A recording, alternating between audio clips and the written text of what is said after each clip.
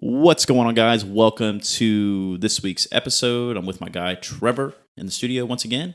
And Trevor, we got a pretty serious question today. So in light of kind of everything happening in the world, we got this question. Why is the world so messed up? Why is the world so messed up? So obviously we see everything from school shootings to sickness to all of the horrible things, right, that tend to go on in the world. And, with us serving God, and that can kind of really disrupt people's faith walk. And so we want to talk about this and give some clarity around this very significant question. So, Trevor, your thoughts? Yeah, well, first off, I think it's good to ask this question, whether you are a Christian or you're not a Christian. It's good to ask this because you shouldn't be scared of what the answer might be. You should trust in that God is wanting to answer this for you. But I think there's a difference in blaming God for something and like questioning. Because blaming is saying like, God, this is your fault. Like, this world is so messed up. How could you let it be so messed up?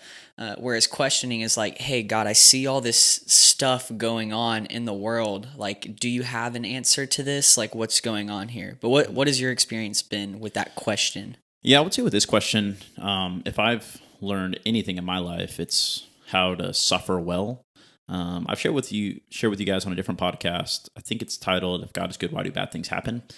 And then also in my testimony episode as well. If you haven't heard those, you should go back and listen to it. But I share a lot about how, like in college, for example, I grew up with a single mom, and my mom tragically passed away. And so when it comes to like my experience with this and dealing with it, like there have been, especially that time, but multiple times in my life where, when she passed, that was a moment where I asked myself, like, why does this have to happen to me? Like, why is this world so cruel, so messed up? Like, I felt like I've been doing everything right. I felt like I've been like reading my Bible and praying and doing the things and trusting God and all that great stuff. And yet this stuff is still happening to me. And I have to imagine that the people, who are going through, what, like I mentioned earlier, like whether it is a school shooting or a sickness or, like me, you actually lose a loved one or a breakup, like we mentioned, a couple of weeks ago, all this stuff, right? It's like always asking the question, like, why, dude? Like, why is this world so jacked up? Like, why does this stuff like have to happen? But I want to ask you too, Trevor, like, have you ever struggled with that question too? Has that ever been something you've kind of tossed around in your brain? For sure. I mean, if your eyes are open, you see all the bad things that are happening in the world. And it's almost like life kind of works in these cycles to where like some time will pass and then another big bad thing happens. Then some more time will pass and people try to move on from that. And then there's a war going on overseas. And then some time passes and somebody's a victim of a hate crime. And some time passes and there's a school shooting and all this stuff. And like, it just keeps reminding us of no matter how much we try to avoid it and think that we can distract ourselves, like there's some true evil that is coursing around this world. And it's just evidence of the fact that like, you can't deny the world is messed up. Yeah. And I think a couple things with this though, and going kind of slide into the answer here, something we need to set the precedent for. And I want to say this as sensitive and as compassionately as possible. The world right now is evil, and it is evil. Is messed up, and it is messed up. It's all those things that it is right now. It is not really more evil or worse than it was in the past. I think just because we live in the right now, in the present, we feel like, oh, well, everything presently is far more worse than it ever has been. But historically speaking, that's not really the case. A couple examples of that, like think about it, like in the early 1900s, there was World War I, where the whole world was fighting. It was the first time ever that there's been like a whole planet-wide war. Not a fun time. Yeah, exactly, right? I mean, people's fathers, sons, so many people getting sent off the war and dying, not coming back. There was no communication, so you never really knew if they were coming back. Think of like smallpox, right? Like there are millions of people who died of smallpox, whereas nowadays, like it's so rare for someone to die of that because we had the vaccines and things like that. I read one story where like George Washington, the old president, the first president, was like the night before he died, he had to get surgery, which surgery is such a normal occurrence nowadays. But the night before he died, he had to get a surgery, which back then was not a normal occurrence. It was basically a death sentence. That if you wanted to go and get something stitched up, I mean, it's 50-50 shot you're going to die. And they said that the night before George Washington died, just in like your surgery in that day, bled out like multiple pints of blood and then died the next day. Like that was the healthcare back then. And so something to always keep in mind is that the world, as bad as it is not really worse off than it was in the past. And so that's always an interesting thing to keep in mind here is like, let's look at this from an objective standpoint when it comes to asking the question of like, why is the world so messed up? And I think another thing too with it, Trevor, and then, I want to hear your thoughts on it as well, is that along with achieving that perspective, we have to achieve another perspective, which is our definition of good is likely different than God's definition of good. So bear with me here, right? For example, Trevor, give me things that you consider good. They don't have to be serious things. Like, what are like good things that you consider? Hanging out with friends. Hanging out with friends, maybe Chick-fil-A. Yeah, charity. Charity. What else is good? What else is good in your life? Being nice to people. Being nice to people. What else is good? Like, what do you enjoy? When you have enough rewards on your Chick-fil-A app to get your whole meal free. That's right. That's some good stuff. Your whole meal free on the Chick-fil-A. And that's the thing, right? So Chick-fil-A, hanging out with friends, all these things. Maybe it's even like a girlfriend, or maybe for you, a boyfriend, or hats, new shoes, all these things, right? A good book. These are good things. And the reason that we consider these things good is because they make us feel good.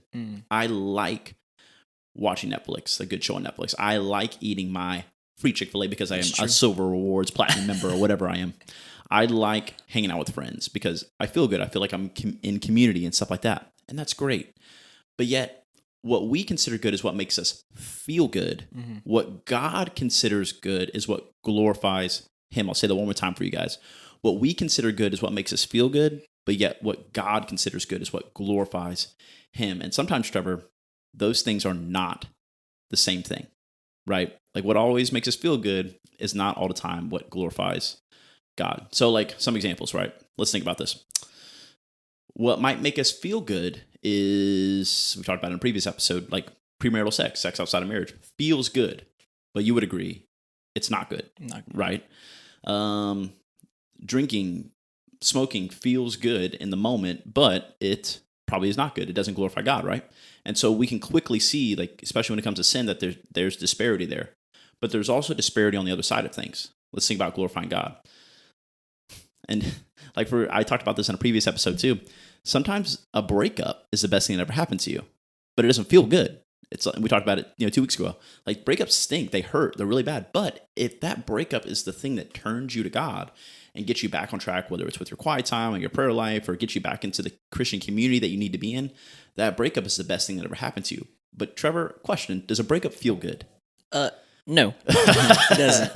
Well, let me ask you something too. Yeah. Just because I think some people might be hearing this and might be thinking this too, is like, so are you saying that these messed up things that we're seeing happening in the world, like people getting trafficked and murder and all this stuff, is that God saying like, oh, well, God sees this as good, even though it doesn't look good to me? Like, where is the difference between like God's perspective on His purpose for something happening versus ours? Like, does God cause those things to happen, or is it something that happens and He just has a different way of how He uses that for a different purpose than what we might see?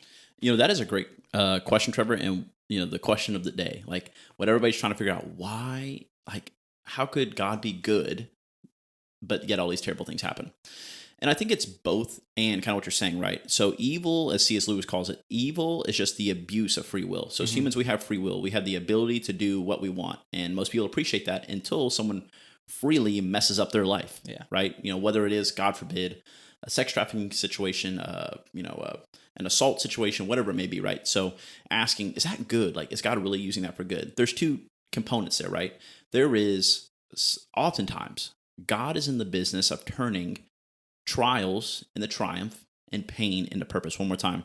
God is in the business of turning trials into triumphs and pain into purposes. So the breakups, the leveraging maybe your family hardships, whatever it may be, and using that for your ultimate good. We think of the story in Genesis of Joseph, right? Who was, sentenced as sold into slavery, and then, did all this stuff, was in the prison, then eventually rose the ranks of Egypt and took care of his family and all that stuff, right? Where God was leveraging those bad things for His ultimate good and to glorify Himself, God, in the end.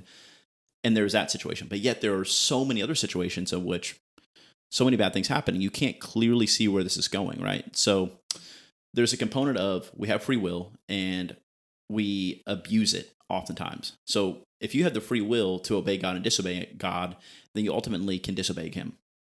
And so we think about that with, gosh, all the horrible things, all the heinous acts that people commit, right? Whether it's murder, rape, all those horrible things that we can imagine, right? Of someone who's free to do what they want, obey God or disobey God, and they step right outside of what God would have for them to do. And as a result, we see the evil things that we have. And that's that other component. But don't forget the first component. God oftentimes uses those things, the people who step outside their free will, step outside the plan of God, and exercising their free will, rather, and just mess people's lives up. And so there's two components. Does that make sense? Yeah. So it is a tough thing to deal with, because most of the time in these situations, people don't want a philosophy lesson. They don't need a philosopher. Yeah. They need a pastor. That's true. And they don't need like the laws of sociology or anything like that. They need love and compassion. And I've once heard it said that behind every question is a questioner. Yeah. And so when it comes to the stuff like those laws didn't help me when I was going through what I was going through.